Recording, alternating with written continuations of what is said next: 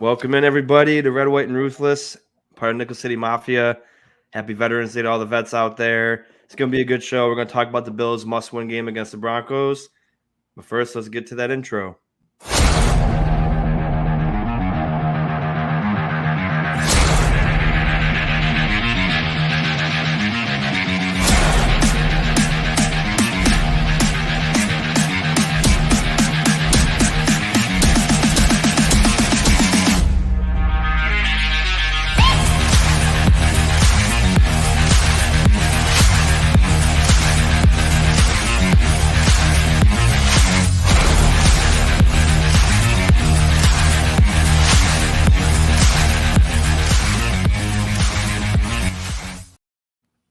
Good evening, Nickel City Mafia, Red, White, and Ruthless, your favorite Ruthless co-host in the building.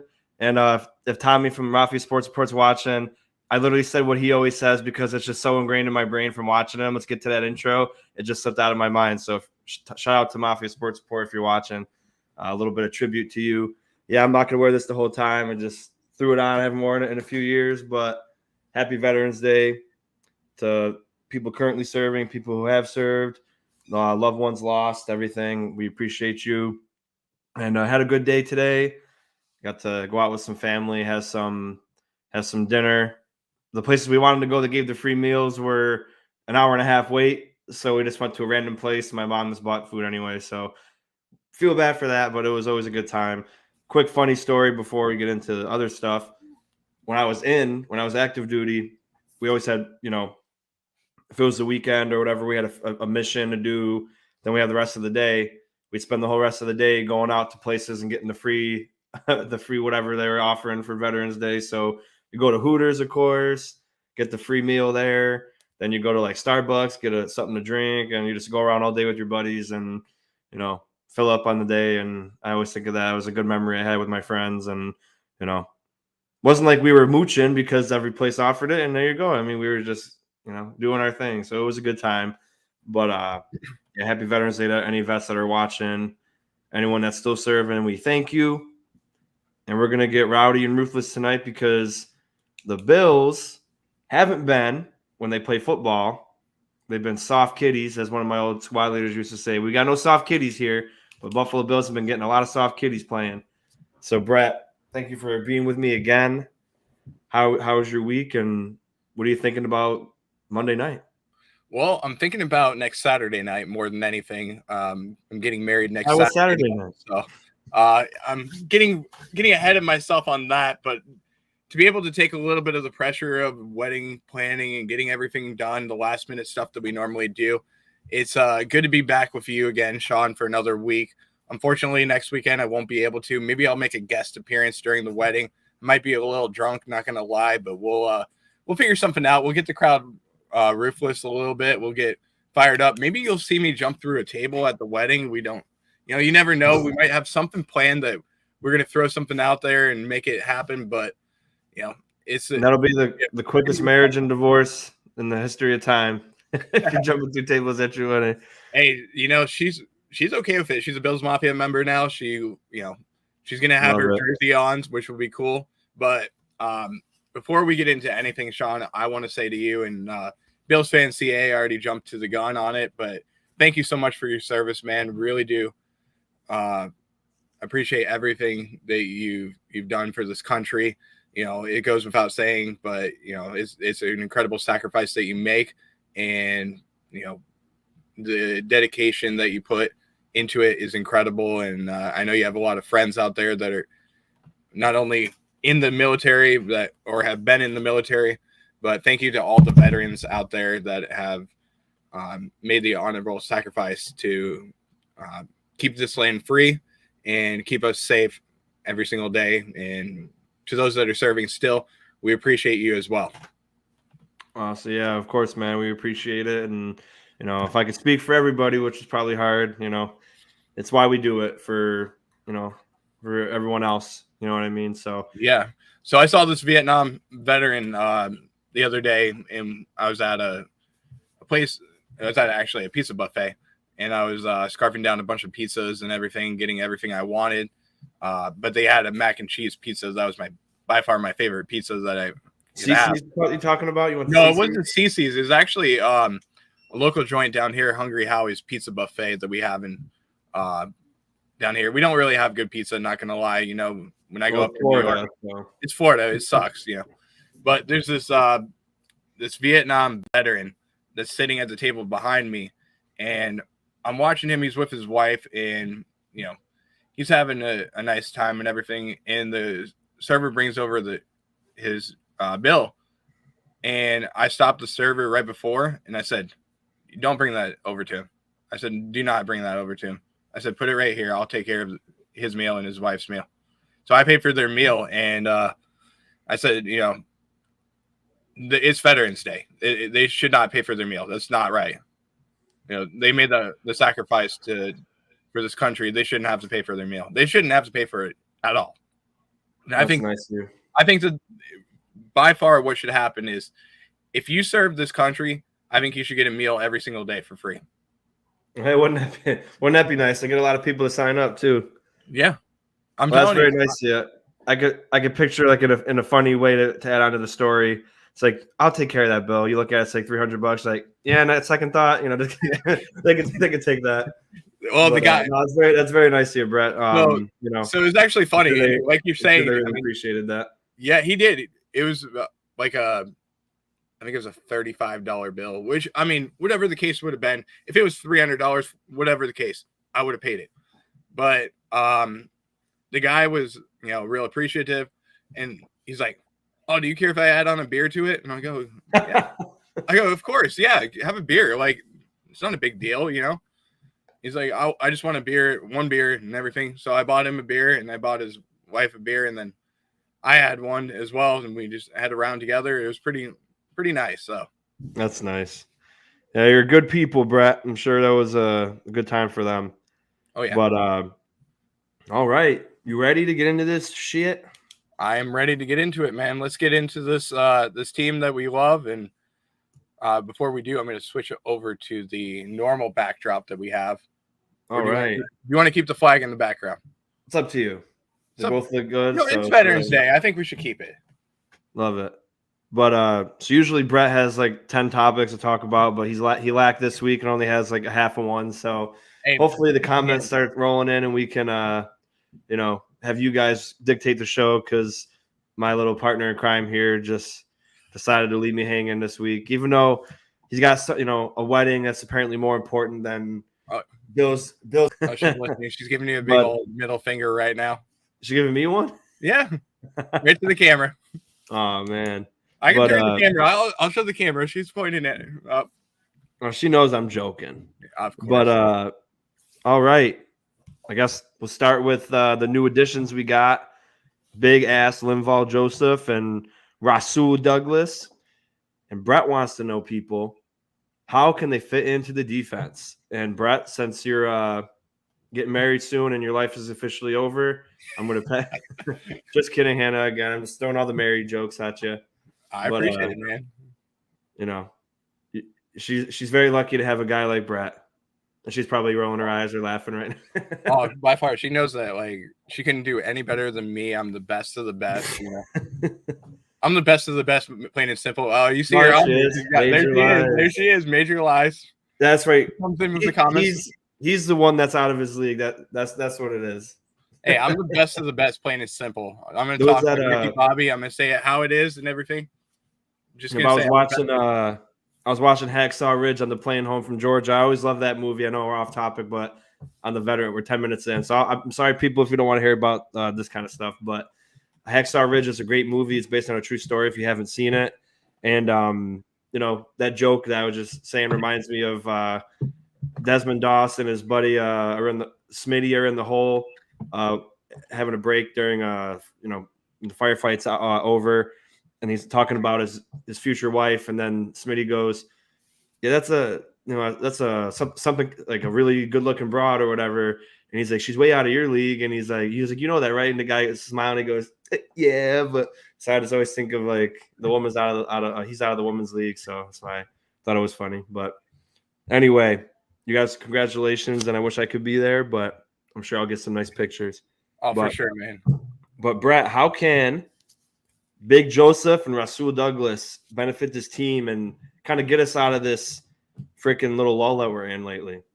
Well, I think the biggest thing about adding in a guy like Linval Joseph and Rasul Douglas is they're veteran leaders that can help the team be a lot better.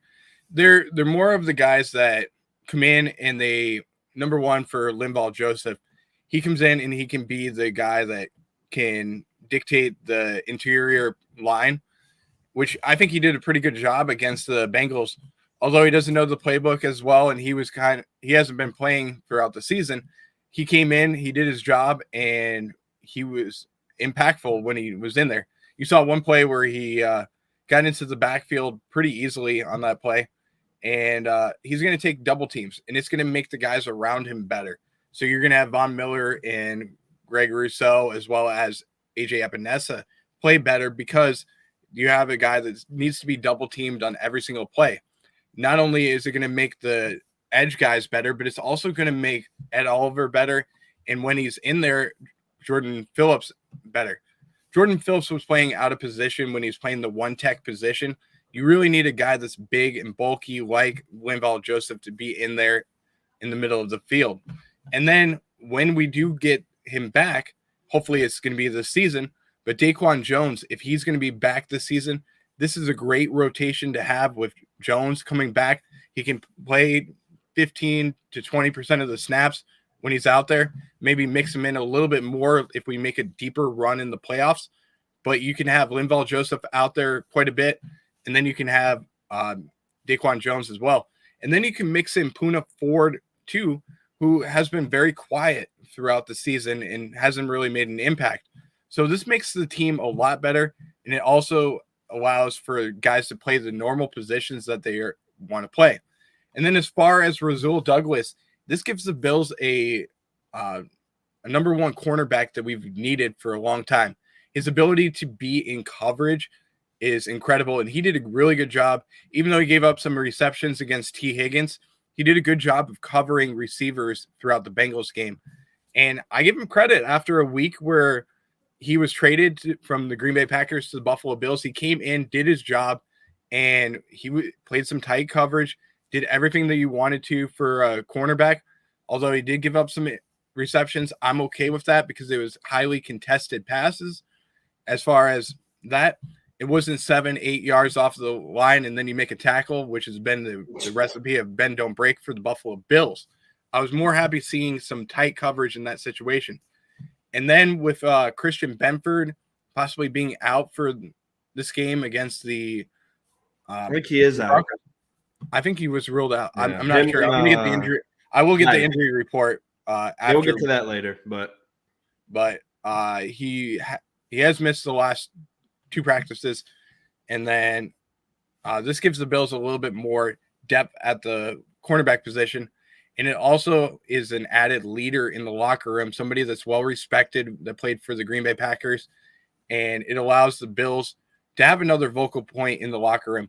And I do want to get to one other thing, which is that the Bills held a players-only meeting that was led by Latavius Murray, the 11-year veteran that running back for the Buffalo Bills. He led the meeting, and hopefully this gives the Bills a little bit more life to the offense, and it helps the team get some more chemistry as well. But don't get too far ahead of yourself like you always do. I didn't get a chance to talk about the two guys you talked about. Yeah, we'll get into the players only meeting if you want, but you always jumping the gun. Well, I'm just saying for veteran leadership, always jumping the gun. Remember that, Hannah. No. Brett's always a little 2 steps ahead of everyone, so make sure he doesn't get cold feet or screw something up on this weekend. Make sure you got someone to keep him in check because he's always trying to be 3 steps ahead. And we'll see. But no, I get what you're saying. But we'll definitely talk about that because that's something everybody has been talking about lately. And the only thing people haven't heard from is the two best creators out there right now. You got the Ruthless guys, so everybody wants to hear what we gotta say. But you had a lot of great points about those two guys. And one thing I like the most about Joseph is when Jones went out, you had to have someone else step up, and it seemed like nobody was ready to do that. a guy like Linval Joseph, yeah, he came off the couch, but the fact that he was able to come in after 2 days and play 30 reps kind of showed like he's either a fast learner or they were just desperate to put him out there. But he went out there and performed after not playing since last year. So he's got that leadership, like you mentioned. And just like when you look at Von Miller, he can teach these guys, like even Jones, and if he comes back, he can learn from him. Then you got, Phillips has to come in and play one tech once in a while. If Settle has to play one tech, he can give them tips and pointers that can make them better pass rushers and better defensive linemen in general. So, Linval Joseph, he played great, and looking forward to him playing more. And then as far as Douglas goes, like you mentioned, he was the only corner that, like, Dane had a good day, but he got beat a lot, of course. And, the sticky coverage that Douglas had, the guys were catching the ball, but as soon as the ball was in their hands, they were getting hit. So they didn't have an opportunity to make a big play, and that's going to be good. And I was, watching that last game, I don't want Benford to miss time, but I'd be fine if Douglas played the whole game, because I was, why isn't he playing the whole game? So now Dane had a good day, and then you got Douglas, who had a good day last week. So maybe it could be good to have them both out there and getting the reps, and just that leader on defense, because we haven't had an interception since Miami. He's a guy that gets the ball. So maybe he can start something, start a little trend of us getting turnovers again, and it can help us win. So glad we have Douglas. Going to need him. The Broncos have some big wide receivers. Much different team than the team that had 70 dropped on them. Yeah, it's like the same offense, but their defense is, doing great. But yeah, Brett, before we get into more, there's a couple new practice squad additions that you wanted to talk about. So let us know about them a little bit before we continue. Yeah, the Bills had a couple of transactions come up this week. Roster moves that happened. Tight end Trey McKitty and safety Trey Norwood signed with the Buffalo Bills practice squad. Defensive end Cameron Klein was placed on practice squad IR, and tight end Joel Wilson was released from the practice squad. So I wanted to get into these new players that a lot of people haven't been talking about. Both have been in the league for 3 years. Trey McKitty was a third-round pick by the Los Angeles Chargers, played for Georgia, and he's 6'4", 246 pounds, appeared in 34 games for the Chargers from 2021 to 2023, recorded 16 receptions for 117 yards, and he began the season with the Chargers, playing in the first 6 games, but he's appeared in 17 games last year. So he has only registered 3 catches for a career high 24 yards and a win. This is career high that he had for McKitty. And then Trey Norwood is a third-year player, 6 foot 200 pounds, out of Oklahoma. He was a 7th-round pick by the Pittsburgh Steelers in 2021. Spent the first 2 years of his career with the Steelers, and he also spent some time with the 49ers on their practice squad.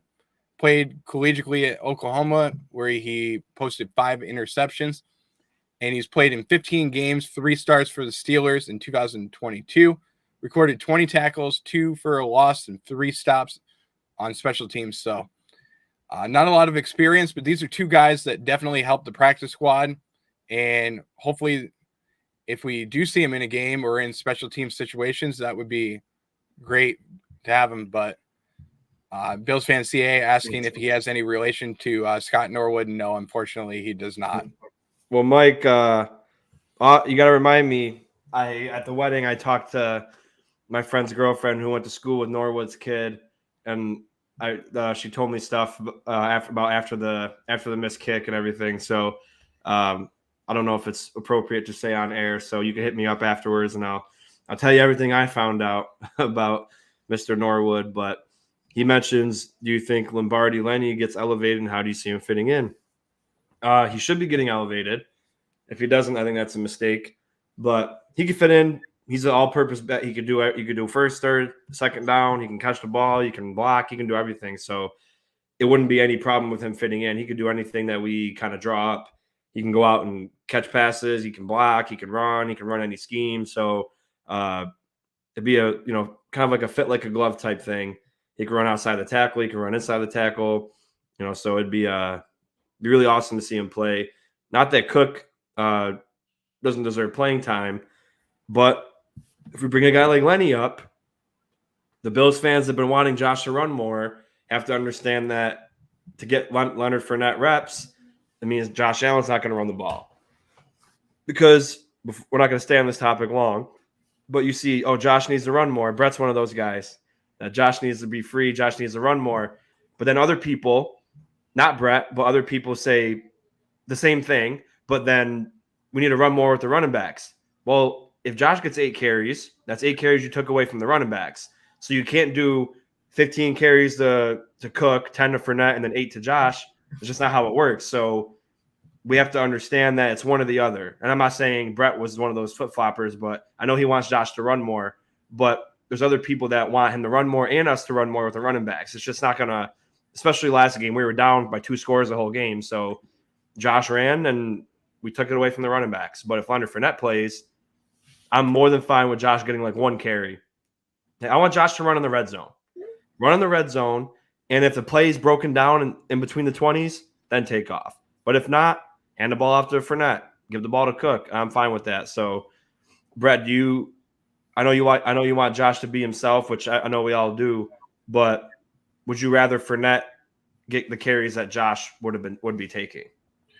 I'd rather see the offense get into a rhythm, and whatever it takes to get into a rhythm, that's what it takes. But I think that taking away Josh Allen's running ability has impacted the Bills on the offense. And sometimes you just need to have your quarterback get hit once or twice, and it sparks the whole entire offense.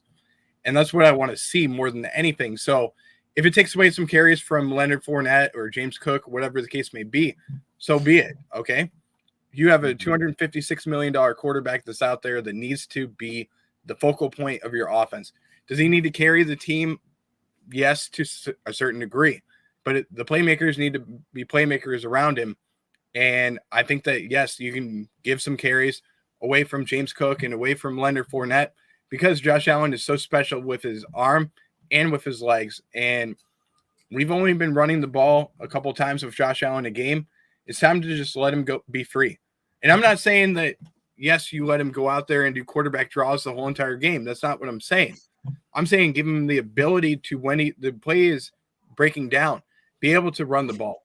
And that's where I think the Bills are not allowing him to do is be able to be free. And when you're looking downfield, you don't see anything, take off. And Josh isn't doing that. So I want to see him do that to a bigger degree. Yeah. No, I don't want you to think I'm disagreeing with you on that part because I agree that I want him to do that too.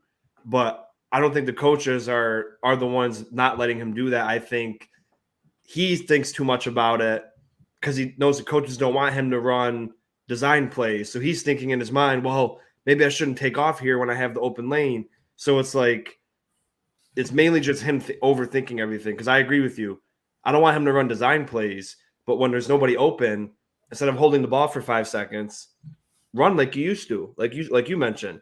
That was when he was his best, was when 3 to 4 seconds, the play's broken down, nobody's open, there's a running lane, take off. Don't hold the ball for 6 seconds, stay in the same spot, and then start to run and then get tackled from behind because the offensive lineman finally gave up, and then it looks like they're playing bad. So I agree with you there, but I'm gonna mention this because there was a lot of Bills Mafia out there who last year, and I think we all mentioned this too, that we're too dependent on Josh, right? Right. So this year, everybody wanted to change that, of course. So it seemed like we were, and then after, we started losing a couple games or playing a little bit bad, then everybody went back to reverting to let Josh do everything. So when I made my last video about Bills Mafia, is it the coaches or is it you? It's more of like, as a fan base, we can't have it all. You want Josh to do it all, or do you want Josh to rely on his weapons? And I'm not saying it's you. I'm saying like as a fan base, because like I start thinking about it more. Like, yeah, I want Josh to trust his guys, but weeks 1 through 4, we didn't run with Josh, and we were 3-1, and we were scoring 40 points a game. And I think people are underestimating. I didn't talk about this with you yet. But I think a lot of people are underestimating Dawson Knox's impact on the team because when he was here, he was dropping passes, but we were able to run out of 12 personnel because he was good at blocking. Kincaid can't block, and when we're in 11 personnel trying to run without a fullback, it doesn't work as good. So, and even when Knox was out there with Kincaid, the threat to run was there. So everybody had to respect the fact that we could be running at 12 personnel. So I think because Josh ran 8 times against the Bengals, we lost. Josh ran 7 times against the Patriots, and we lost. So it's like him running doesn't necessarily mean we're going to win. So then I started thinking more about it, like Knox isn't here. So maybe we can't run because we were running pretty well, right? Like Cook was a top 5 running back, as far as yards go the first 4 weeks. So we were running the ball good. So I think honestly, it's like as much as people were mad at Knox for, his drops and like key drops on first downs, like I was, he should be catching those. I think his presence is actually hurting us as far as running the football and being balanced. How do you feel about Dawson Knox? And do you think, he's actually him not being here is more of an impact than we think? I think it is an impact, and I think that's why they added some elevations or not some elevations, but some practice squad guys to the team in Trey McKitty, who I think will be a guy that can run the ball. If you remember back to Georgia a couple of years ago, they were a team that ran the ball quite a bit. So possibly this is an addition to the practice squad and maybe an elevation that we'll see this week, which I'd be okay with. But I don't understand why the Bills are not using Reggie Gillum enough. Yeah. He's only been on the field, I think it's been like 8% of the time. Yeah, he didn't play 1 snap against the Bengals.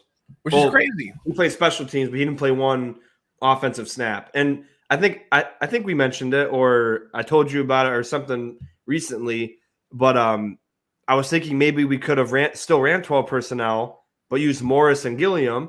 Yeah. And then even if people think we're going to run and it's obvious, they'll still have to respect the run. And then eventually you could run fakes and play actions out of that, even though we're trying to run with those 2 in. But Morris is a hell of a run blocker, and so is Gilliam. So why not still run a little bit of 12 personnel and then run a little bit better? Because we haven't ran that well out of 11, and that's all we've been running now. But Kincaid's been playing well, and I just think we were more of a complete team, even though Josh wasn't running when we had Dawson Knox and we ran a little bit of 12. Well, we ran a lot of 12 personnel, but the offense was better. And, I know a lot of people love 11 personnel, and I do too. And you can still do that when Knox comes back, but I think that's when our running has been kind of faltering, and then Josh has had to run more, which again, it's such a hard thing to say because, as I mentioned, some Bills fans want Josh to run more, but then they wonder why we don't run the ball with the running backs more. That's because Josh is taking the carries. Like, you're not going to run – if your quarterback runs twice in a row, you're not going to hand it off again. Or like, you know what I mean? Or if he takes 8 carries, that's 8 carries that Cook could have had.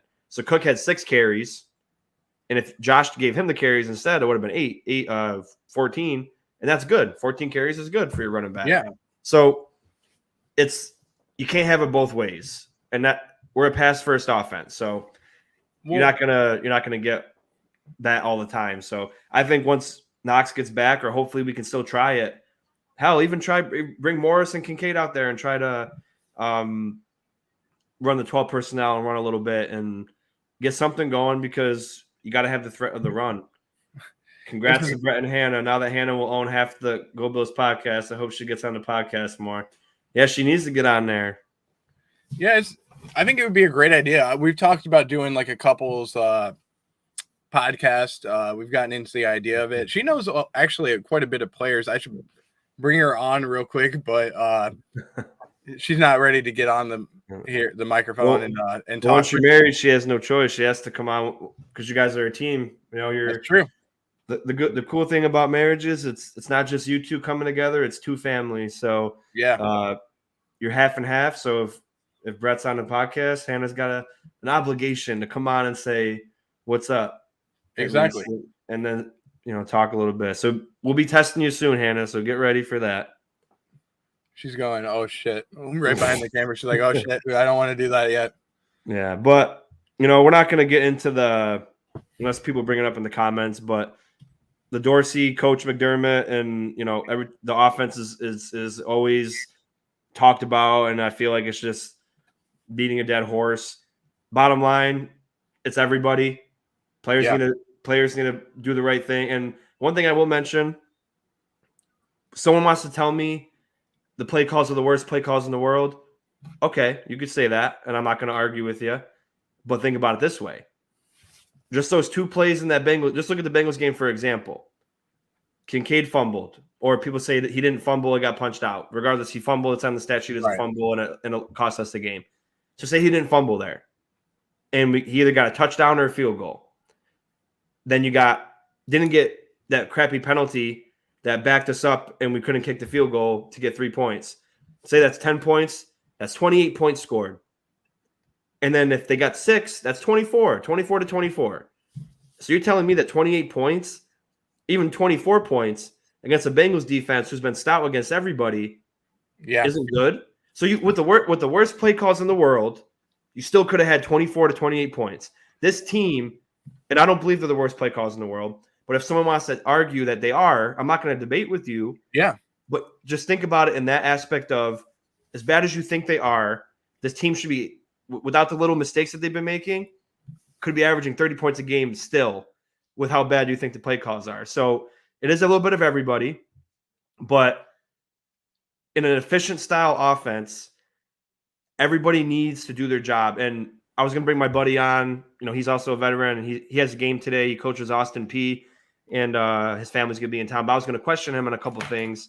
And he was the one that mentioned in my other show about option routes, because a lot of people have been bringing up option routes aren't good to run an offense. He mentions, and I'll bring him on to talk more about different questions eventually, but we were just talking about Gabe Davis singularly, and I asked him this question about option routes. He said option routes are for wide receivers who can't separate as well. It helps wide receivers who can't separate. He was good at option routes because he was fast out of breaks, and he wasn't like a 4-2 speedy kind of guy. So he was like Cole Beasley. He can get out of breaks quick and use the option routes to his advantage. They use it for Gabe Davis and other people on our team because they fail to separate. And when you have an option route, it requires you to watch what the defense does. And people say you're letting the defense dictate to you, but that's the easiest thing to do. Because if you see, okay, I'm going to run this route here. If the linebacker comes down, then I'm going to stop and then turn this way, and then I'm going to beat him. So you have to think a little bit, but it beats every single defense that you can run. So I love the idea. That's creative to me, but our players just fail at it. They don't got the connection up here. He also mentioned chemistry. It seems like Gabe Davis and Josh don't have chemistry. And I agree. It's really weird because you think they would in 4 years, but on all these option routes, they're always off target. And I think almost every single one I think at least half of Josh's picks were going to Gabe Davis. So it seems that they have a disconnect that they need to fix. 4 years now. So a little bit of everybody, but we'll get into the next topic because we're already talking about it a little bit. Well, Sean, I want to go into your topic though. And I want to ask you a question about it. Do you think that it's time for the Bills this offseason to go after a number 2 wide receiver that can play opposite of Stephon Diggs? Because this is a year where in the draft, you can get some really good wide receivers. And, there's big names that are going to be in it in Marvin Harrison Jr., who the Bills are not going to be able to get. Let's just put it that way. Unless you make a big trade and you're able to do it. Maybe the Bills go after Gabe Davis and just try and do a sign and trade type of move, which I'm okay with. But do you think that there's a new wide receiver 2 coming to Buffalo in 2024?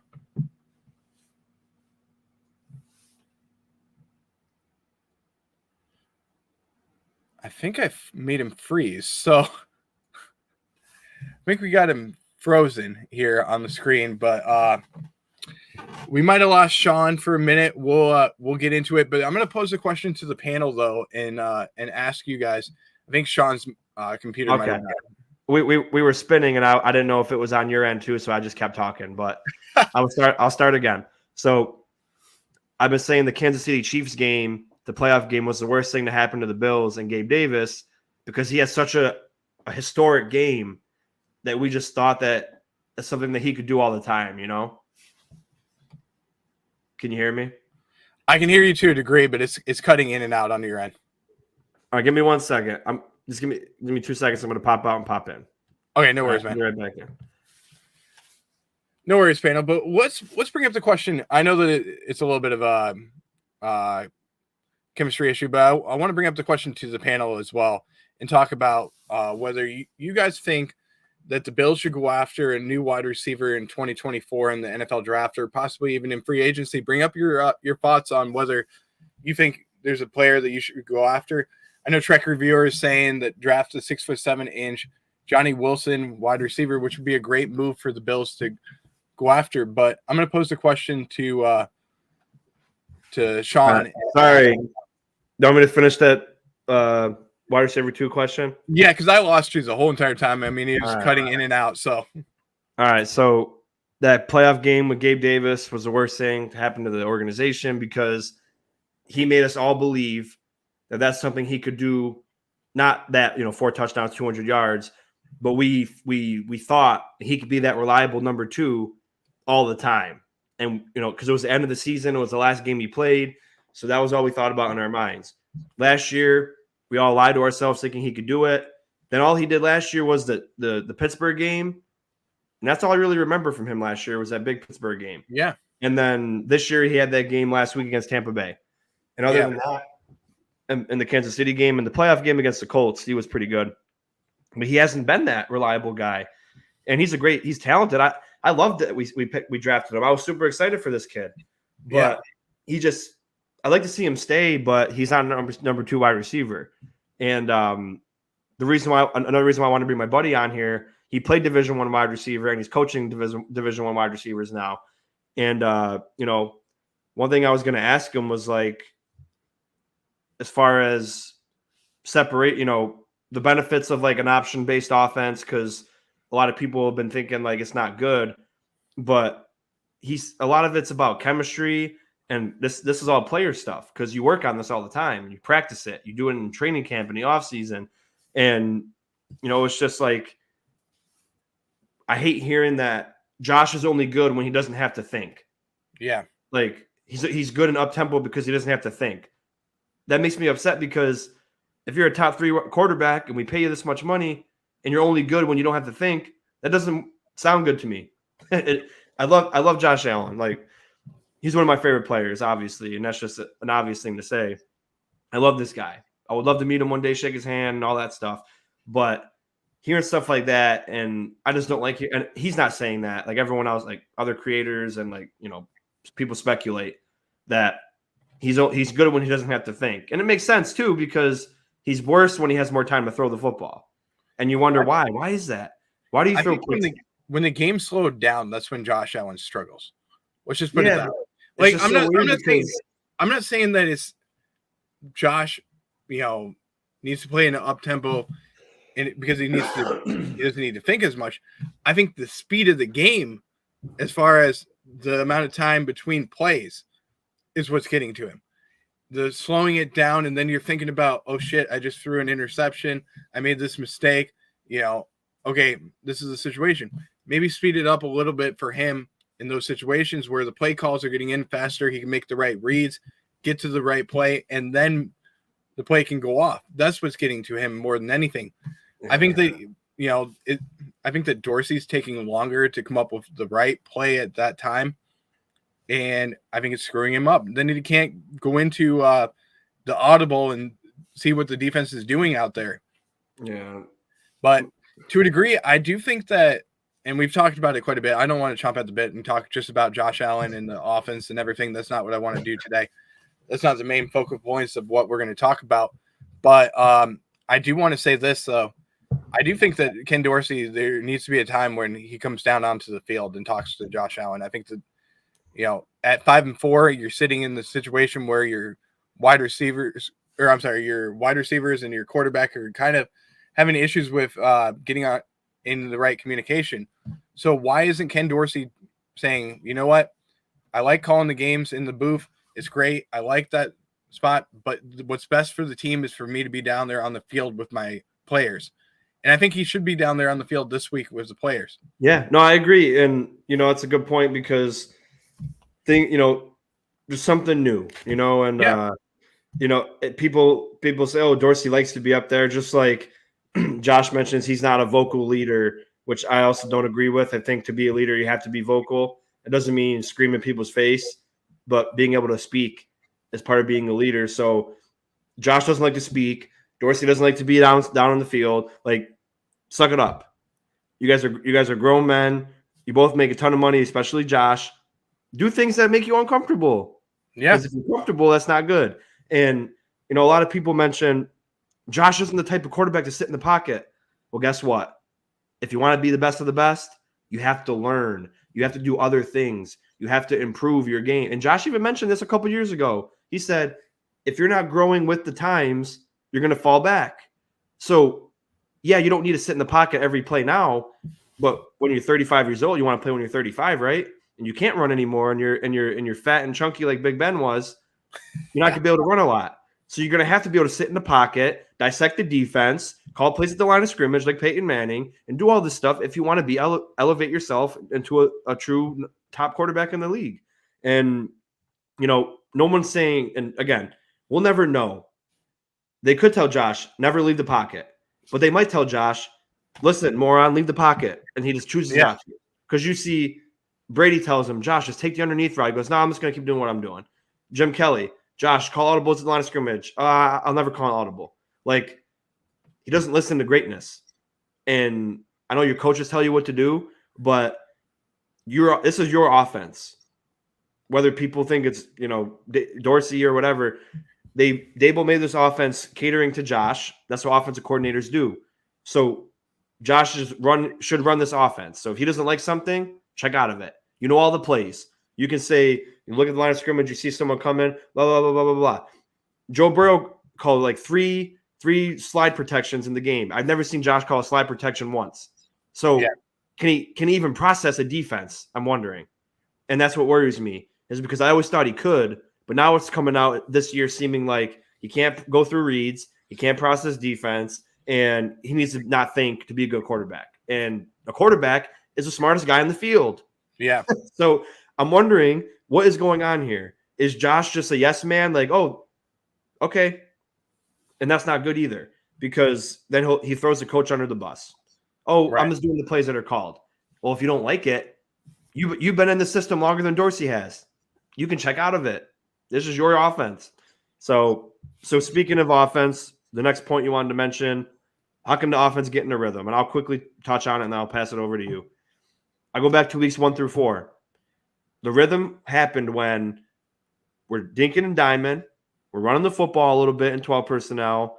And minus the Jets game where Josh threw 3 picks when he got a little bit arrogant, the game plans were solid, and we were scoring 30-plus points a game, 35-plus points a game, I think it was. And then we veered back from that. And people want, like, the deep ball all the time now.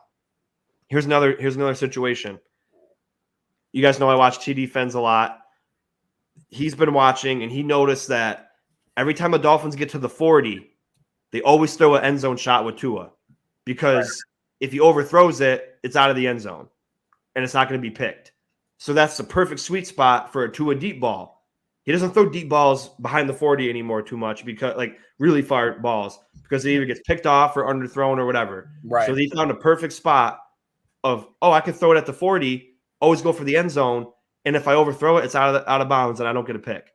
Right. Our field position this year, we averaged the ball at like the 15.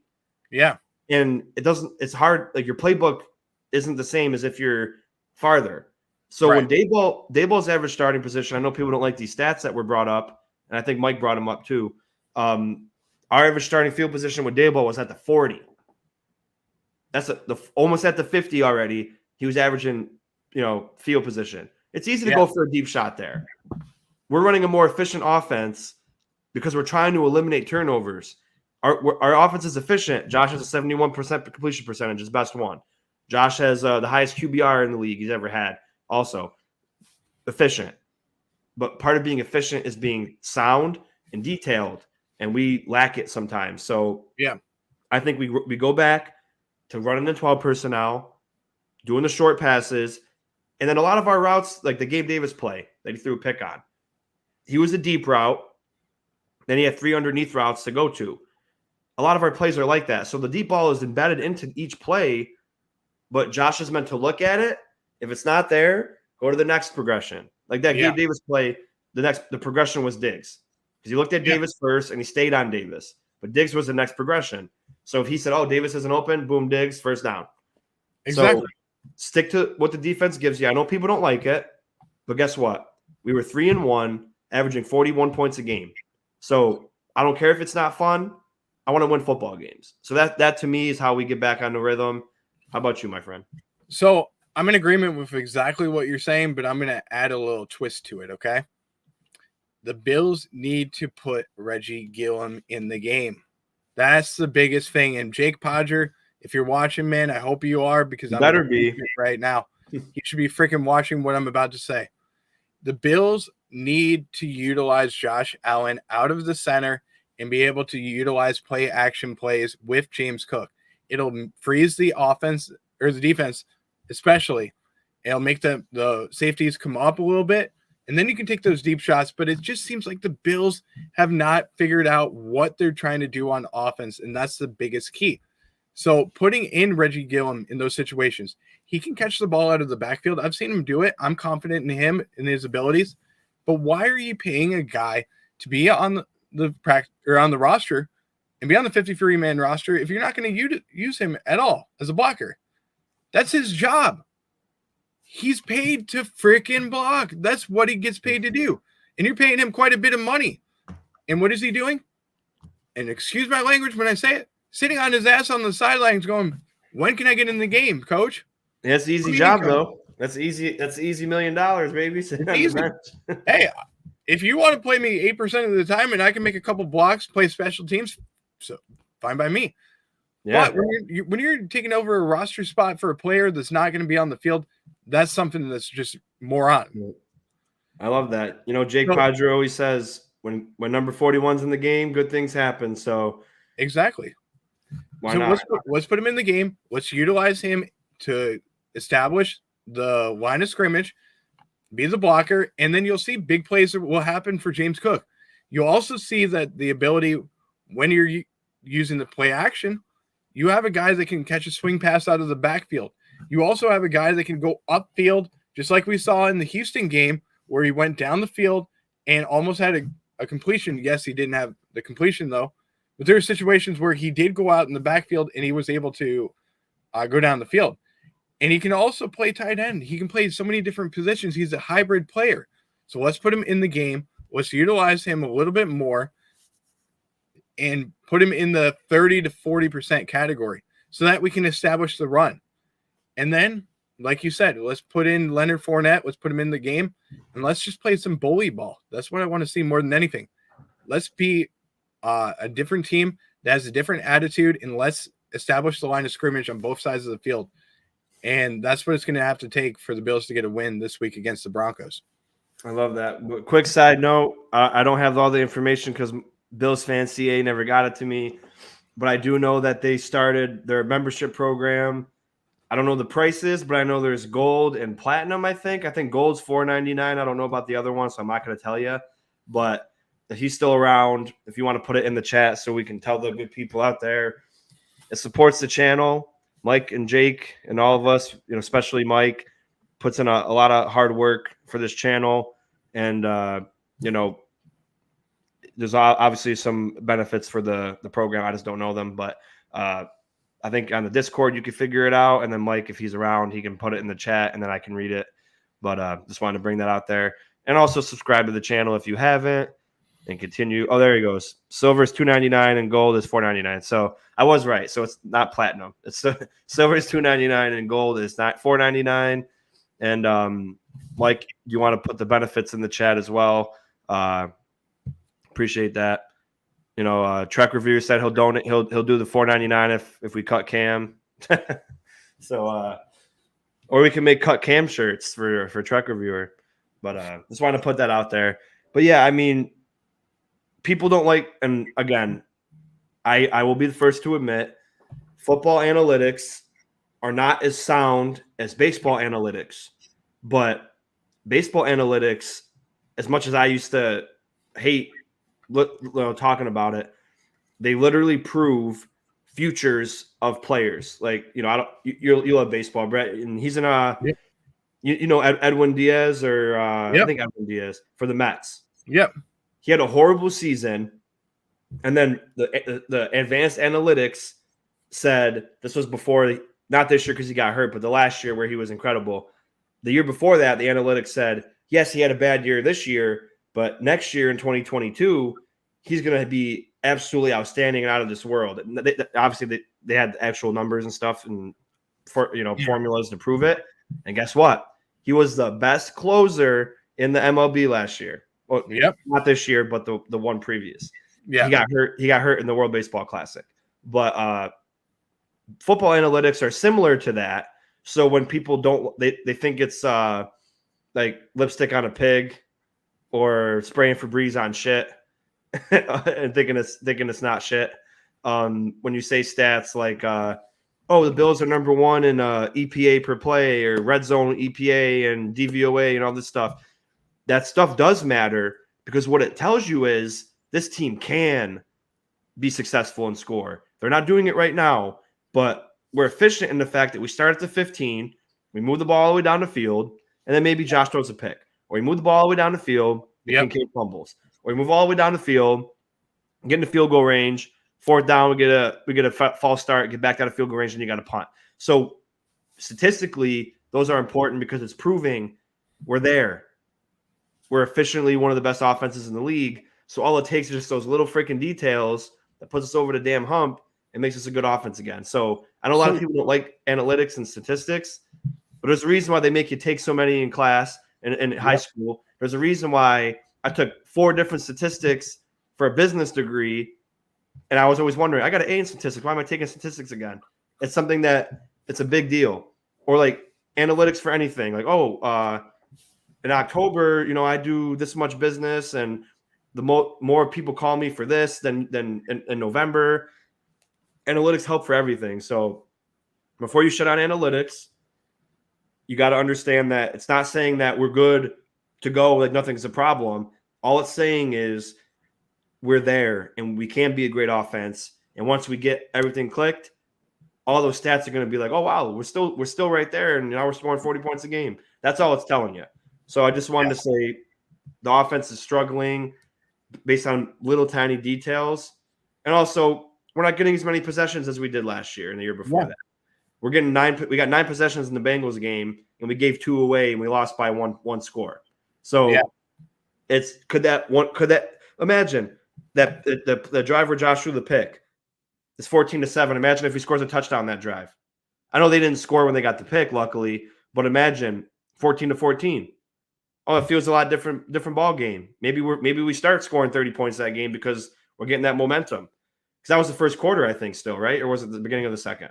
I think it was the beginning of the second, if I remember correctly. That's all I'm saying. It's like it's such a little that punch out that Pratt had. Even though it was a fumble, he punched out, made it fumble.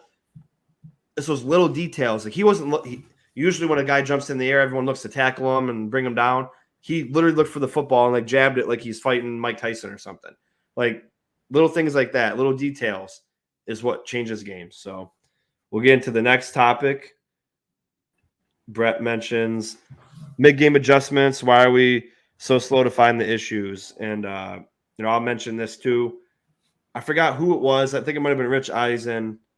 He says everybody adjusts because I know a lot of us, even we've all been guilty of it. Creators especially, we always accuse offense and defense of not making adjustments. Everybody adjusts, but how you adjust, like maybe an offense is like move like we'll use us for example. We're moving the ball downfield, like 80 yards each drive, but then like throw a pick or fumble or whatever, right? Or miss a field goal, whatever. Like, oh, we're moving the ball fine, but maybe let's tweak it just slightly, and then maybe we'll start getting in the end zone. And then the defense is like, well, shit, we're getting our asses handed to us.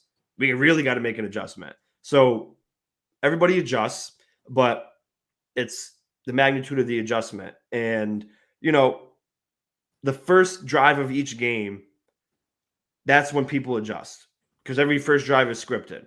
So when the Bengals scored the first drive, that's when you have to start adjusting. Like, okay, they did this on us. we have to make sure this doesn't happen again. Yeah. And, so we do adjust. It's just, maybe it's not enough for people to notice, but people are adjusting, and, it's just little details, man. Like I say, it's people think football is like such a self-explanatory thing, but some things are minute and it can change the game. So how about you? How do you feel? Yeah, I'm in agreement with what you're saying. I mean, I think that definitely, there's situations where you have to adjust, and it seems like the Bills are not doing it fast enough in those situations, but it's a situation where I want to see them be able to do it. And I don't know, maybe it's me, but I'm going to throw it out there and just say this. Listen, there's times where you and I have to make adjustments on the freaking podcast. There's situations where we just make adjustments, like, there's situations where, we had communication issues. We have to adjust. We have to do things like that. There's times where, we have to be able to be efficient and be able to make a decision based off of what benefits the podcast rather than what benefits us. So do I think that the Bills need to be faster in those adjustments? Of course. They're not seeing what we see out there sometimes. And there's situations where you make the adjustments and it just doesn't work too. That's another thing. Perfect. Yeah, exactly. That's a very good point. But you have to make adjustments and you have to be able to adapt to the game. And I don't know if they're making the right adjustments or making them fast enough to be able to adjust during the game. Yeah. And, like, I love the point that you mentioned, like, you can adjust and it doesn't work. I think that's what happens a lot. And people think people just don't adjust. But that's the problem. You can adjust, and, like, a lot of people also, when you hear other people say, we saw it on film and that's what we got. That's why you watch film, because everybody has tendencies. Like, so I'm just making something up. So say when it's a run play, Deion Dawkins puts his head down at a 45-degree angle. And when he's a pass play, he puts it at like a 55-degree angle. Yeah. People look at that stuff for tendencies. When I was playing, when I played modified football, when I played center and defensive line, when I was playing defensive line, the coach said, look at their knuckles, because when they're white, it means they're leaning forward for a run block. If they're not white, it means they're relaxed, ready to pass block. So obviously most people wear gloves in the NFL, so you can't really tell. And when they're running, because the linemen are all leaning forward before the ball is hiked anyway. So everybody looks for tendencies. So everybody's offense, you do change stuff. There is wrinkles. You do game plan for other teams, but there's tendencies that people do that people look for on film. So even when you adjust, people adjust. They watch your film for your adjustments.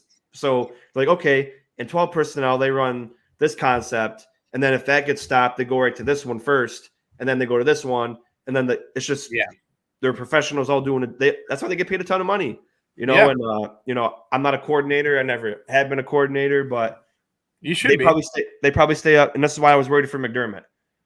They probably stay up all night, study, try to figure out game plans. And I know it's high school, but let me go back to high school. When you're playing a team, let's just say we're playing Westmoreland. They were a team we played. You talk to our coaches talk. We give them our film from the game prior, and they give us their film and a CD, and then you watch their game. Yeah. And then and that's on Monday. Then the coaches design plays for Tuesday, Wednesday, and Thursday that they run, and you play against them. So they have the scout defense, and we're doing defense day. Like, okay, Westmoreland likes to do this on defense. So you're going to line up here, you're going to line up here, you're going to line up here, and then you're going to go here. Offense, you're going to run your play. Right. It's simple in high school like that, but that's kind of how it is in the NFL. You game plan for how they play, and then you try to adjust, here on and then forth. But another thing is, and this is something that has been preached a lot, you play like you practice too. And to a degree, do I think the Bills, yes, they're having fun out there. They're doing their things and everything. But you also play like you practice. If you practice shitty, you're going to play shitty. Let's just put it that way. And there's times where I think that we half-ass stuff. And as a team, do I like it? No. And I'm going to say it right now. If I was the coach, to a degree, I would let the players have fun. But when we're out there on the field and we're practicing and doing stuff like that, you take it as seriously as possible, or else you're going to be gone on the team. I'm sorry. Yeah. You can't be out there on the practice field and half-assing things. And I'll bring up one player, okay? And you're going to probably say that, oh, this isn't true, blah, blah, blah. I'll bring up one player, Jordan Phillips, okay? Mm-hmm. I looked back to last game against the Bengals. And at the beginning of the game, I see Jordan Phillips with his jersey. And I'm going to show you how it was, okay? I'm going to point my camera down a little bit just so that you can see it, okay? His jersey was like up to here, okay? And he's wearing his jersey like that. And he's out there on the field like acting like he's a big shot, okay? He's not a big shot, He's just he's Jordan Phillips that his ass can get cut tomorrow and we'll be able to fill his spot. Oh, don't say that. We love Jordan Phillips. Listen, I love Jordan. I'm not trying to be, negative when I say this though, but a little bit more class. Let's go out there. Let's be. Yeah. I always hated the untucked shirt too. I agree. I hate the untucked shirt and everything. Like, don't show the undershirt, stuff like that. Let's just go out there and play Bills football. I hope that there's the five people that are watching are Josh Allen, Jordan Phillips, Ed Oliver. One of them's me, so one of them's you. But hey, he's not that famous, so who cares?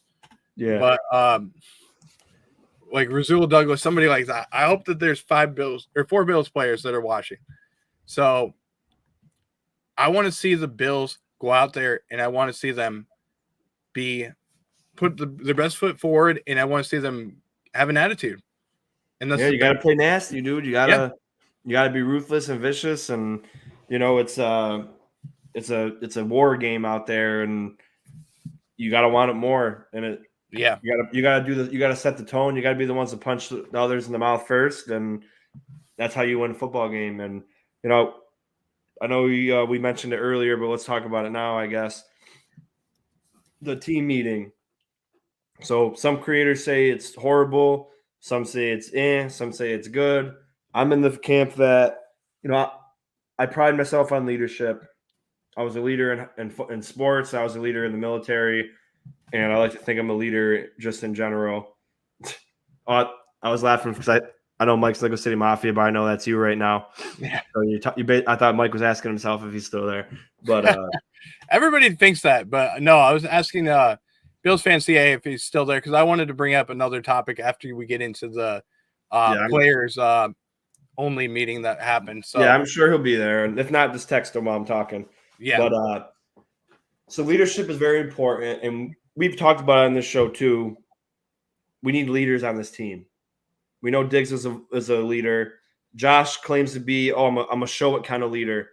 But you haven't shown us really anything on the field. I know they only show you when you're upset, but if you're by showing, you got to show it with your play, and you haven't really done it. But part of being a leader is having a voice. And I told Mike this earlier, and I'll bring the Army logic into it now. When I was a team leader, my peers, who I won't name, some of these guys weren't friends because they were at my other company that weren't a lot of nice people. But my first company, my peers didn't like how I wasn't like them. So they would have to swear and fuck dudes up and smoke them just for fun. And they look at me and say, why aren't you fucking up your privates? And I'm like, this is not how I run my ship over here. And they'd be like, all right, whatever, Kula. So I wanted to be a teacher. So my job was to make these soldiers better than me. So I had 3 young guys, basically brand new out of basic training. And, there's something called Soldier of the Month board. There's promotion boards, which they're all pretty similar. So what I would do is on Mondays, I would give them 5 questions that would be asked on a Soldier of the Month board. And I would say, here you go, guys. Study these 5 questions all week. And then by Friday, I'm going to quiz you all. And each question you get wrong, you're going to do 10 push-ups. And that's not like, I'm just going to fuck you up just for fun. 5 questions for 5 days. It was going to motivate them to do well. These guys responded well to it. I think maybe they got like 1 question wrong for like 5 months. And both of them went on to win Soldier of the Month boards. One of them is still in the military today, and he's doing very well for himself. I'm not saying it's because of me, because these guys applied what I wanted to apply to them, and they did it on their own, and they used the tools that I try to instill in them to be their own person and be better. And, you know, I didn't have to swear at you or be an asshole to get my point across. And so when Josh says, oh, I'm not a vocal leader, I find that bullshit and lazy, because you don't have to yell at dudes to be a voice. He could just talk like how we're talking now. He doesn't have to get in Davis's face and say, you fucking suck. Go fucking run the route the proper way. Like, you don't have to do that.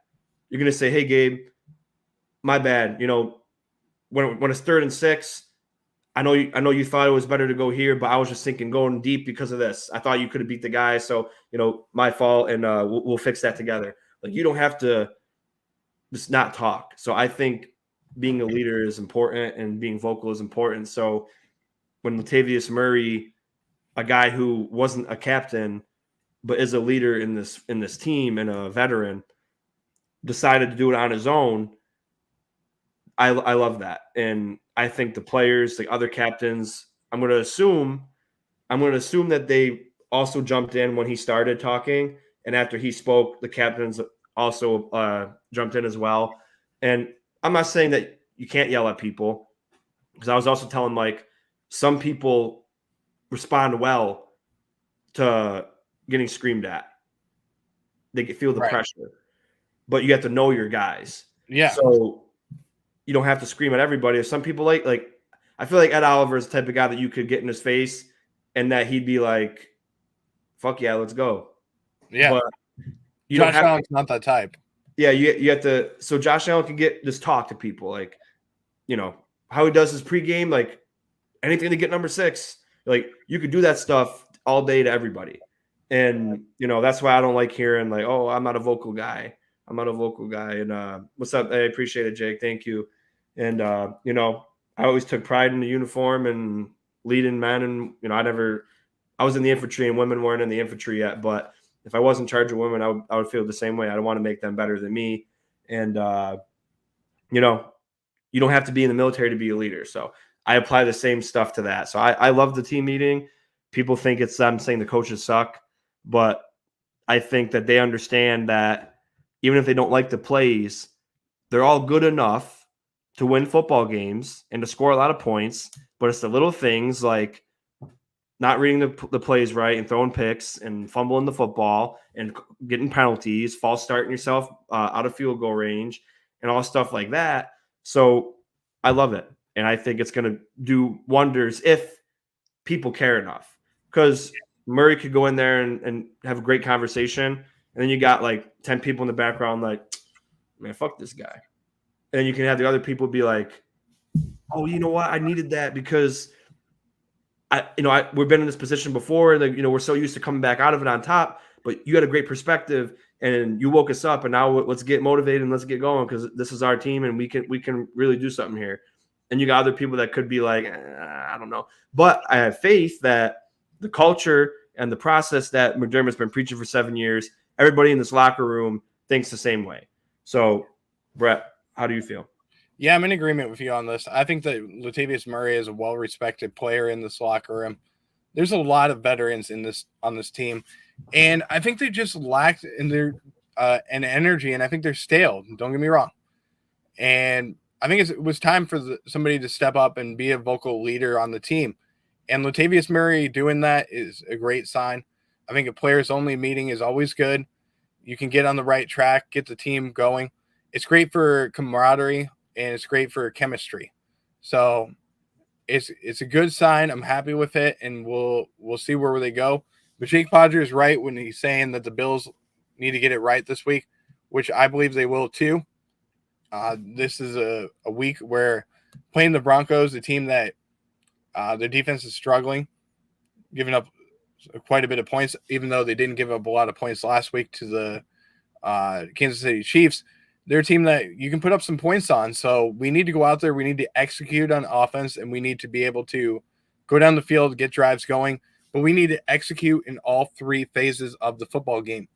And there hasn't been a game this season, in my opinion, that we've executed to an exceptional level in the three stages of the football game.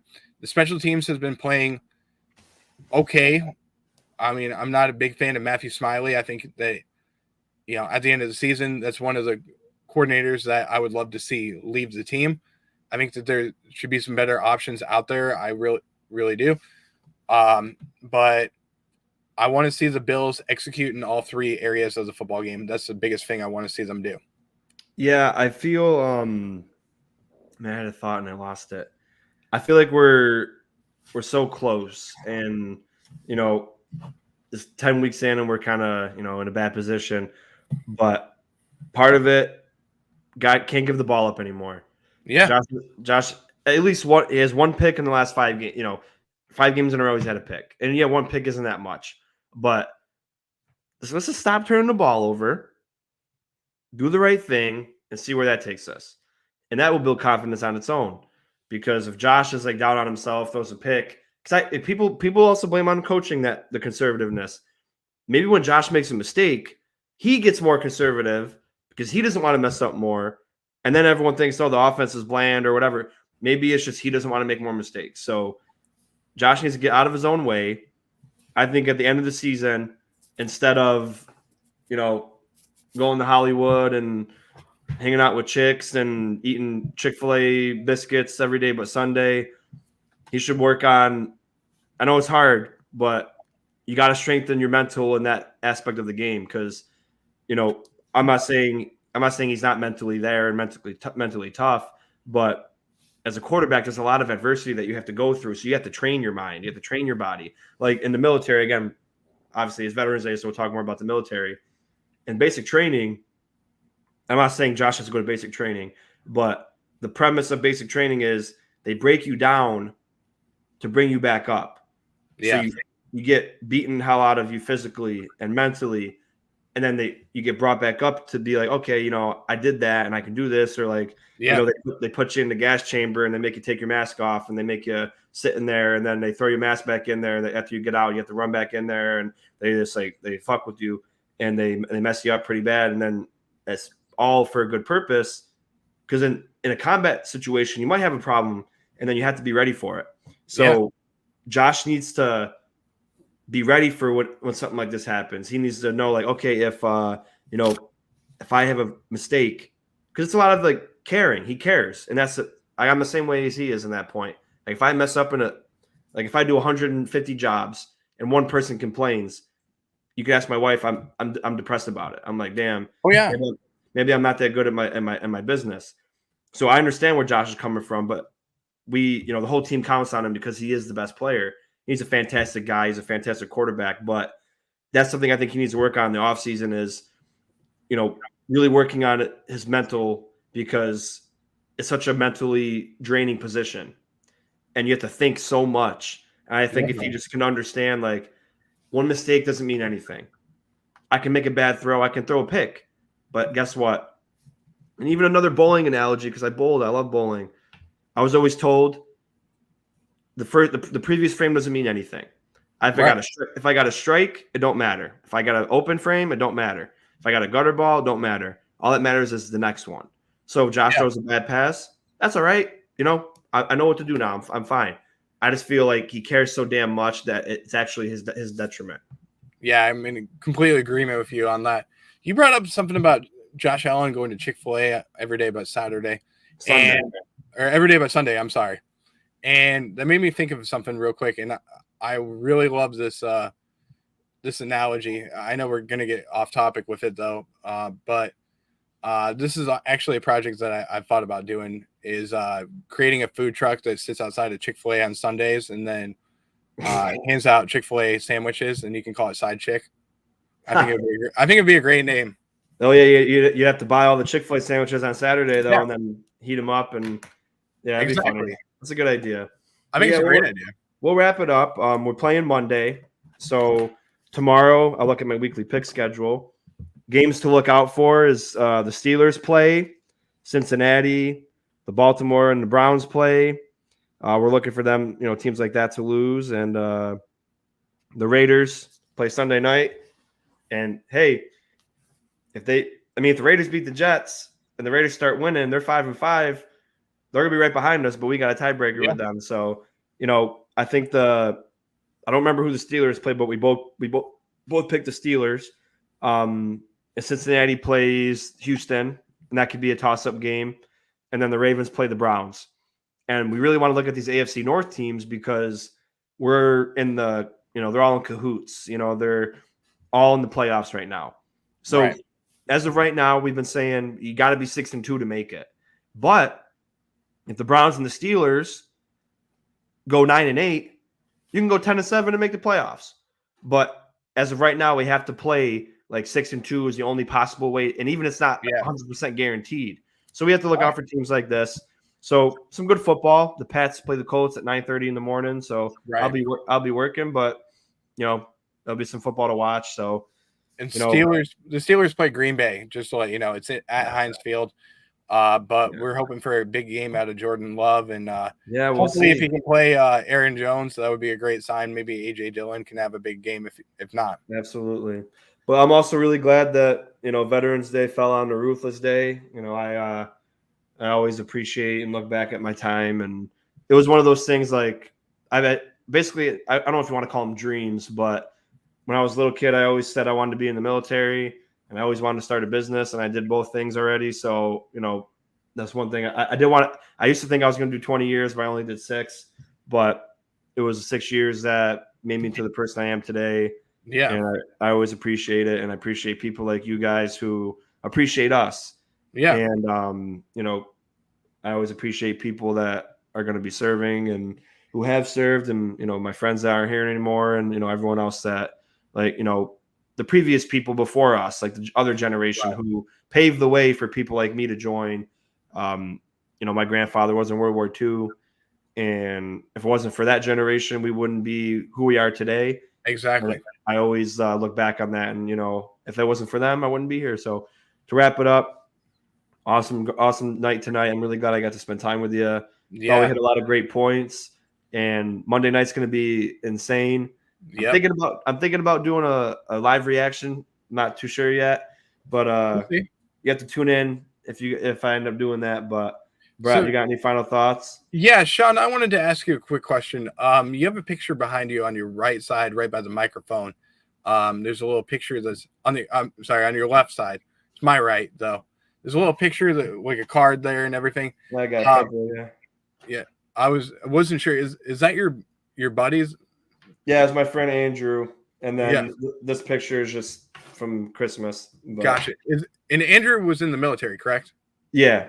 Mm-hmm. So I was going to ask you this. You served with Andrew, correct? Mm-hmm. So for those that don't know, where did you serve, number one, and where were you stationed at?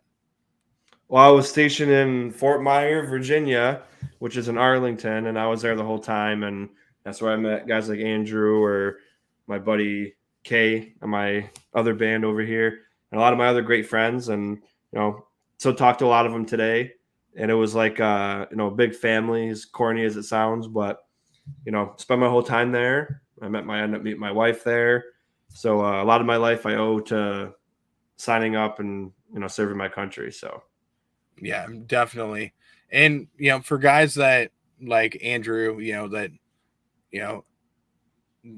their legacy is going to live on with you, man. Mm-hmm. And your other friend that you have the bracelet on is, I'm not going to, I don't know the story of about that though, but to keep their legacy alive, that's always a great thing too. And, you do it the right way. You keep their legacy alive. You're a great man. I've respected you for a long time, but I want to bring up guys like that, there's people that don't make it home too. And their legacy is just as important as yours, Sean, because, it's an honorable sacrifice that you make. It's a tough sacrifice, and sometimes you don't go home. That's the tough thing about it. And I just want to say real quick, thank you to everybody that served this country, whether, you wanted to or you didn't want to, and you did it. It's a tough thing that you have to go through. And, we should always honor the military, especially. Absolutely. I agree to that 100%. But, we could talk for hours about football, about the military. We could do all that. But I know everyone's got to get going and got to rest up and get ready for some football. drop your comments in the comment section. Remember, you got the silver membership, $2.99, and the gold membership, $4.99. And the details, I don't have the exact details, but I'm sure Mike on the Discord, if you're already in there, I'm sure it's up in there. But if not, they'll get it to you on their next show. I think they go tomorrow, right? Yeah. So they'll tell you on their next show all the details, but check it out. It'll be fun. We talked a little bit about it. We'll definitely get into that. Head over to Go Bills Podcast, subscribe to him, subscribe to Red, White, and Bills. We're just trying to keep climbing up and, do this as a team and all continue to grow. And we got some good stuff coming up. Hopefully Monday will be an awesome post-game show, and we can get out and have a nice win streak. Fuck up the Jets. Fuck up the Eagles. Go into the bye and just have a ruthless bye, and then have a good time to get ready for Kansas City. Because in the regular season, we're their daddy, and then we're going to change it in the playoffs this year once we go on a run. But we love you guys. Go Bills. They can turn this around. So as much as it looks bad now, they can easily turn it around just as much as they can fall on their face. So it's up to them. They got all the tools to do it. Will they do it? We're going to find out Monday. It all starts Monday. So, Brett, thank you for joining me. Thank you guys for tuning in. Go Bills. We'll see you next time. Go Bills.